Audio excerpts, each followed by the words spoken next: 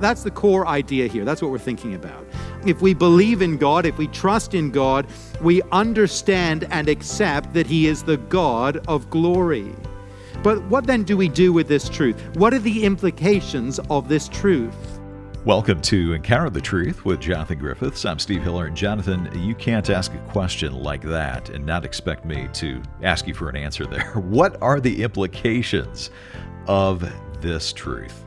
Well, Steve, that's what we're going to spend the message exploring and thinking about today, of course. But if we really believe that God is truly glorious, profoundly glorious, then it does mean that the world, in a very real sense, revolves around Him. It is about Him. And that's rather hard for us to compute because we are so conditioned to believe that the world revolves around us. Yeah. And everything that's happening is ultimately about me.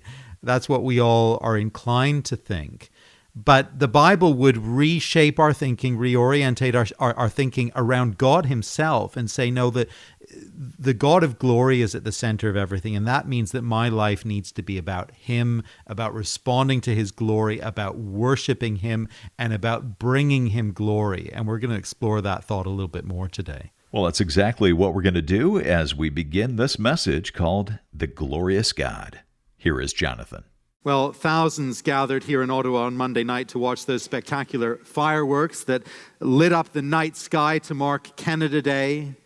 Thousands gathered in Washington on Thursday to see the nation's military power on display in honor of the 4th of July and that great celebration. When we lived in the UK, we were aware of how keen the crowds were to gather and to jostle just to catch a glimpse of a great royal event, whether it be a wedding or a jubilee celebration, to see something majestic and beautiful and historic in its proportions. As human beings, we long to see and experience something great, something beyond the ordinary and the everyday, something of wider significance and greater worth. We are naturally hungry for glory. We're attracted to glory. We're seeking glory. Our theme this morning is the theme of glory, but not of the fading glories of this world. True glory, the glory of God Himself. In last week's sermon, I think I had at least 5 substantial points to share with you. You'll be gladdened to hear that this week I have only 2 points, just 2 points. And the first one is simply this: God is entirely glorious. God is thoroughly glorious, totally glorious. That's a truth that is proclaimed and celebrated and wondered at throughout the Scriptures from cover to cover. Imagining God in His glory entering Jerusalem, David cries out in Psalm 24 in a very famous psalm, "Lift up your heads, O you gates. Be lifted up, you ancient doors, that the King of glory may come in." Who is this King of glory, asks David. The Lord strong and mighty, the Lord mighty in battle. Lift up your heads, O you gates. Lift them up, you ancient doors, that the King of glory may come in. Who is He, this King of glory? The Lord Almighty. He is the King of glory. This language of glory, it's used quite a lot in the Bible, and it's probably used in a variety of ways with some difference of nuance from place to place. At the most fundamental level, at the basic level, the word glory speaks of the excellence of God Himself, His worth and His beauty, the perfections of His character, His holiness, and His great power. Glory refers in a fundamental way to the excellence of God Himself. But the language of glory is also used in the Scriptures to speak of the visible manifestation of God's worth and His majesty, the visible expression of the fact that the glorious God is present. So you remember when the people of Israel traveled away from slavery in Egypt and toward the promised land that God would give them, His glory was present and visible to them in the cloud that led them by day and the pillar of fire that led them by night. When Moses met with God at Mount Sinai, God was present there in His glory. And the cloud and the fire, they were the visible manifestation that God was there at the mountaintop. Exodus 24 and verse 15, when Moses went up on the mountain, the cloud covered it, and the glory of the Lord settled on Mount Sinai. For 6 days the cloud covered the mountain, and on the seventh day the Lord called to Moses from within the cloud. To the Israelites, the glory of the Lord looked like a consuming fire on top of the mountain. Then Moses entered the cloud as he went up on the mountain. Earlier in our series, we thought about that famous incident when Moses asked if he could see the glory of God. Maybe you remember that if you were here. This is Exodus 33. I'll just remind us of this incident because it's so significant for the revelation of who he is. The Israelites, they've sinned greatly at this point by making and worshiping that golden calf, that idol, while Moses was up on the mountain with the Lord. But the Lord has been gracious to his people, and he's not cast them off as they might deserve to be cast off. He's promised to continue with them on their journey. And now Moses asks the big question. This is Exodus 33 and verse 18. Then Moses said, "Now show me your glory." And the Lord said, "I will cause all my goodness to pass in front of you, and I will proclaim my name, the Lord, in your presence. I will have mercy on whom I will have mercy. I will have compassion on whom I will have compassion." But he said, "You cannot see my face, for no one may see me and live." Then the Lord said, "There is a place near me where you may stand on a rock. When my glory passes by, I will put you in a cleft in the rock and cover you with my hand until I have passed by. Then I will remove my hand and you will see my back, but my face must not be seen." Moses, as a man of God, knows that seeing and beholding the glory of God would be a wonderful thing. It would be a majestic thing. So that's what he longs for. That's what he asks for. And the Lord says, "I will make my character and my identity known to you and to the people in a special way." He's going to show Moses his goodness. He's going to have compassion on the needy. Those are real aspects of his glory, the beauty and the wonder of who he is. He's going to make himself known. But a full, unfiltered display of the glory of God, it would be too much for Moses. It would be too much for anyone. But Moses is given a partial and a limited display, shielded from a distance. Now, in Moses' desire to see something of the glory of God, I think we do see a wholesome and a right desire. We see an appropriate longing for the people of God. The glory of God, it's wonderful. Seeing God as he truly is, it would be majestic. It would be magnificent. But God's reaction to Moses' request, it shows us that it's not quite that easy for sinful people to see the unfiltered glory of God. Another great figure from the Old Testament who learned something of this lesson for himself and who sees something of the Lord's glory in his day is the prophet Isaiah. In his commissioning in Isaiah 6, he's given a great vision. And the vision and then the prophet's own response to the vision, they're significant for us. Isaiah chapter 6 and verse 1. "In the year that King Uzziah died, I saw the Lord seated on a throne, high and exalted, and the train of his robe filled the temple. Above him were seraphs, each with 6 wings. With 2 wings they covered their faces, and with 2 they covered their feet, and with 2 they were flying. And they were calling to one another, 'Holy, holy, holy is the Lord Almighty. The whole earth is full of his glory.' And the sound of their voices, the doorpost shook, and the temple was filled with smoke."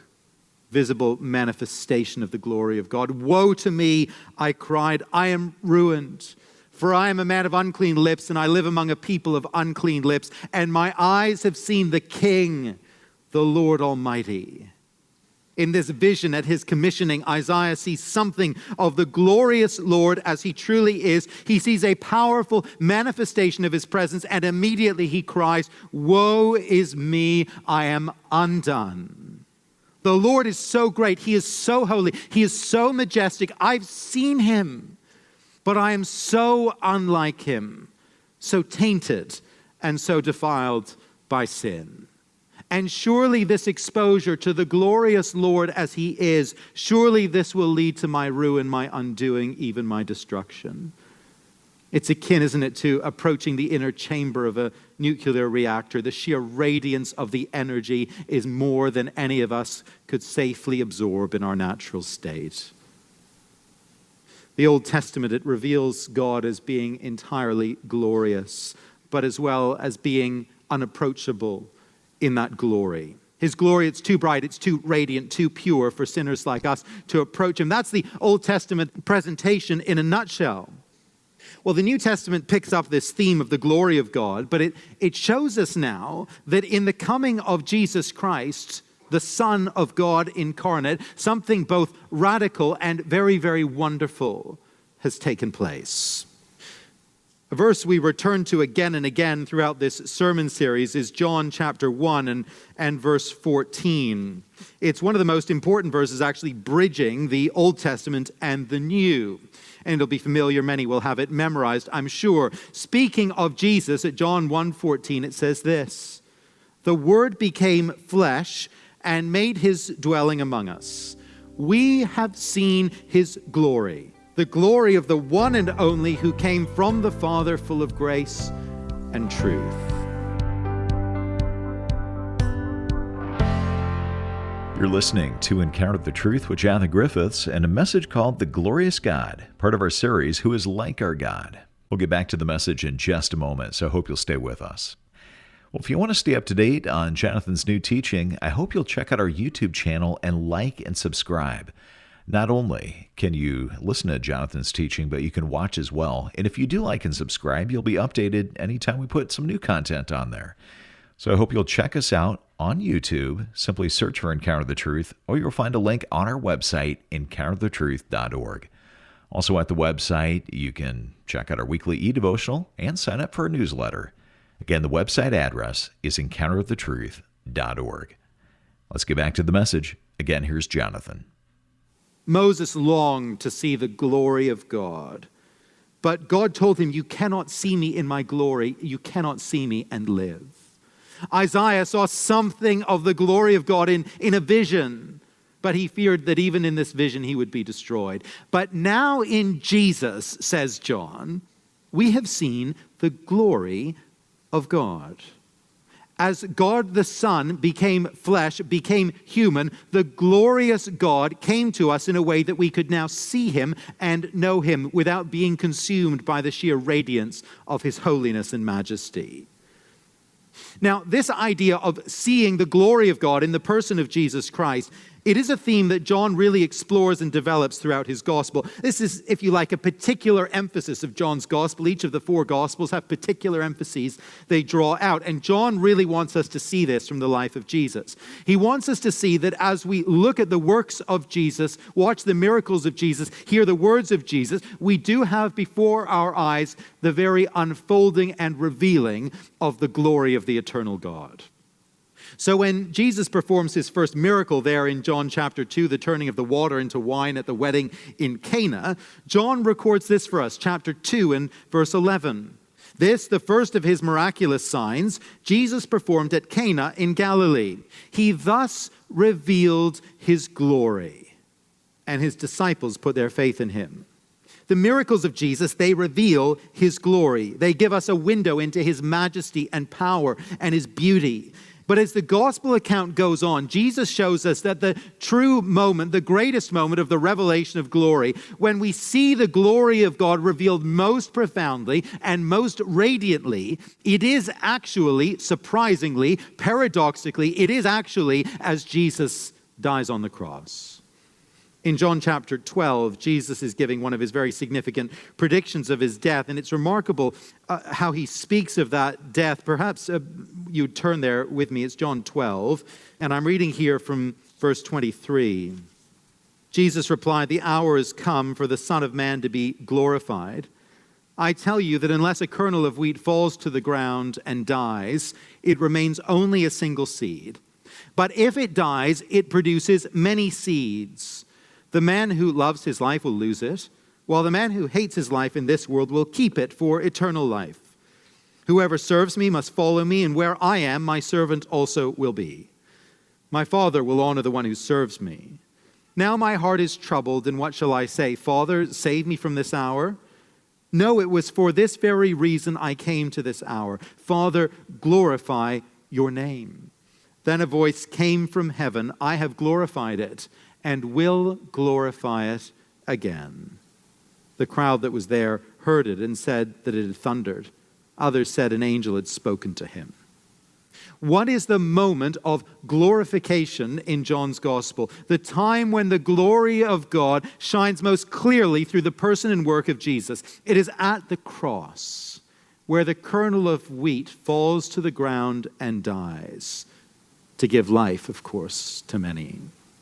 It's at the cross, at the place of torment and of agony, a place from which, an hour from which Jesus might have asked to be saved. But no, he came for that hour, because the Father's name would be revealed in that hour as glorious. The Father's name would be lifted up and exalted as the Son dies even for sinners like us. Now, we need to just pause here for a moment and take all that in. It's a very significant thing that Jesus is saying here and that John is showing us here. God is glorious. He is radiant in his power and his majesty, his holiness and his goodness. He is so glorious that Moses couldn't look on him in his glory and live. But in Jesus, we now see the glory of God. We see his glory in the miracles he performs and in the words he speaks. But the theme of the glory, the revelation of the glory, it crescendos, it reaches its pinnacle at the very moment where God the Son dies in agony and humility for the sin of his people. Now, what does all that tell us about our glorious God, about who he is, about what his glory is like? If that's the moment of the revelation of the glory of the eternal God, what kind of God is this? If the ugliness and the agony and the shame of the cross is the glory of the all-glorious God, well, who is this God we worship? Who is this Lord we adore? Well, I think all this tells us that he is the God of mercy and compassion. He is the God of grace and of justice. That's who he is.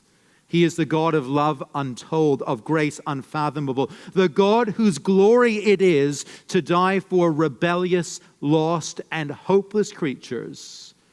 The God whose radiant glory is revealed as he gives his one and only Son for you and for me. Our God is the God of glory. I wonder this morning if you know him as he truly is. I wonder if with the eyes of faith you have seen him in his glory in the person of his Son. I wonder if the sheer radiance of his glory and his majesty has transformed your life, has shone in to your heart. If you don't know him yet, let me say you can know him. If you haven't received him yet, let me say you can receive him. You can come to him through trusting in his Son and receiving the love and the grace and the mercy that was poured out for you at Calvary. That is quite simply the offer of the gospel. And it's for you, it's for me, it's for all who will believe. God is glorious. He's totally glorious, perfectly glorious, flawlessly glorious. There are very beautiful things to be found in this world, things that have a certain glory about them. You know, you think about a very wonderful jewel, a beautiful diamond or sapphire or ruby. The other day I was with the children downtown and we were doing a little window shopping in the Rideau Center. And I don't know why I thought of doing this. We wandered into Tiffany's. This was me in shorts and a t-shirt with 3 little kids, and the security guard was kind of looking, wondering what was going on. Anyway, we kind of glanced through the display cases. And, you know, there's some really beautiful jewels in that shop. And a really beautiful jewel, well cut, shown in the right light. It can be a breathtaking thing. But there's no such thing, is there, as a totally flawless jewel. Not even the finest diamond to be found in the display cases at Tiffany's can be said to be without fault, without flaw of any kind. Diamonds are graded, I gather, on their clarity, their lack of imperfection. And you can find some diamonds, some very expensive diamonds, that are pretty close to perfect. But the totally flawless diamond, totally clear, totally brilliant, completely unmarred, it doesn't exist. But God is flawless in his perfection and his beauty, his holiness and his goodness, his wisdom and his knowledge. He is totally glorious in every way. Now, that's the core idea here. That's what we're thinking about. I don't think that's too hard to take on board. If we believe in God, if we trust in God, we understand and accept that He is the God of glory. But what then do we do with this truth? What are the implications of this truth? Well, that brings us to our second point, point 2 of 2. If God is all glorious then, well, our purpose is to give Him glory. Our purpose is to bring Him glory. That's where this truth simply leads us. It can be an agonizing question, but a question we must all ask. What is the purpose of my life? Why am I here on earth? Last year, the Centers for Disease Control and Prevention in the United States issued a startling report showing that suicide rates over the last decade or so have been rising in almost every American state. It raises the obvious question of causation, of why that's happening. And of course, numerous factors will feed into that troubling trend. But I was very interested to read an opinion piece in the New York Times by a behavioral scientist named Clay Routledge. And I'd like to read for you from his piece. I think what he says is actually very significant. He writes this: "Many argue that this is a crisis of mental health care, that people are not getting the services they need. The proposed solution is better therapies, more effective antidepressants, and greater access to treatment. This assessment may be correct. However, the suicide rate has increased even as more people are seeking treatment for depression and anxiety, and even as treatment for those conditions has become more widely available. An additional explanation seems to be needed. As a behavioral scientist who studies basic psychological needs, including the need for meaning, I am convinced that our nation's suicide crisis is in part a crisis of meaninglessness. We are a species that strives not just for survival, but also for significance. We want lives that matter. A felt lack of meaning in one's life has been linked to alcohol and drug abuse, depression, anxiety, and yes, suicide. And when people experience loss, stress, or trauma, it is those who believe that their lives have purpose who are best able to cope with and recover from distress. What is the purpose of my life? Where is meaning to be found? It is a vitally important question. In fact, you may be here today precisely because you are asking that question, you are grappling with that question, because that very question is troubling you and you don't have an answer for it. Well, the Bible doesn't have a quick one-line answer for us. There isn't a single verse that I can point you to that sums everything up really tidily. But if we look at the whole teaching of Scripture, at the whole shape of what God has made known to us in His Word, then I think an answer emerges for us pretty quickly and pretty clearly. The Lord makes it clear throughout His Word that the heart of His purpose in all things is for His glory to be seen and experienced and reflected by the people He has made. This is Encounter the Truth with Jonathan Griffiths, a message called The Glorious God. And we have to pause the message right here. Hope you'll make it a point to tune in next time as we continue this message, taking a look at the glories of our God. You ever miss a broadcast? Come to the website. You can always listen online. You can stream the program or download an MP3. That's at encounterthetruth.org. Well, Encounter the Truth is listener-supported, and that's exactly what it sounds like. We depend on your generosity to cover things like production costs and airtime and all the expenses that happen behind the scenes as well. But we want to say thank you for your gift to support this month by sending you a book that Jonathan has picked out. It is called Key Bible Concepts, written by David Gooding and John Lennox. And Jonathan, how would reading this book benefit me? Well, I think as we come to grips with some key concepts at the heart of the Christian faith, concepts like justification and reconciliation and understanding of sin and so on, what that's going to do for us is it's going to equip us to read the Bible for ourselves with more knowledge and insight. You know, here at Encounter the Truth, we do want to equip folk who listen to the program to be students of the Bible in their own right, and we want to equip you in that way. And we think that this book on key Bible concepts will be a valuable resource as you grow in your own understanding of the Word and your own ability to study it for yourself. Well, again, we want to send you a copy of this book as our way of saying thank you for your financial support. You can give online when you come to encounterthetruth.org or call us at 833-998-7884. That might be easier to remember as 833-99-TRUTH Or again, the website is encounterthetruth.org. For Jonathan Griffiths and our producer Mark Bretta, I'm Steve Hiller. Thanks for listening, and I hope you'll join us next time.